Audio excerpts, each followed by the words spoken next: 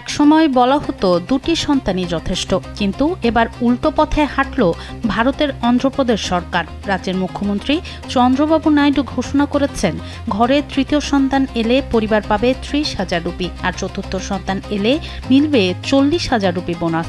জন্মহার কমে যাওয়ার আশঙ্কায় এই অদ্ভুত কিন্তু চমকপ্রদ সিদ্ধান্ত নিয়েছে রাজ্য সরকার। মুখ্যমন্ত্রী জানান, আজকাল অনেক দম্পতি মাত্র একটি সন্তান নিচ্ছেন, এতে সমাজে তরুণদের সংখ্যা কমে যাচ্ছে। স্যান্ডেলিনা সো, রূপচর্চায় আভিজাত্য।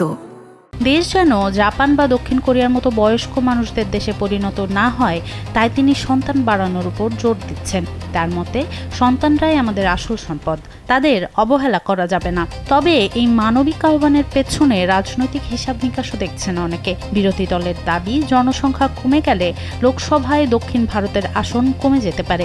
সেই রাজনৈতিক অস্তিত্ব টিকিয়ে রাখতেই এই নতুন কৌশল। কংগ্রেস ও অন্যান্য বিরোধী দলগুলো সরকারের এই নীতির তীব্র সমালোচনা করেছে।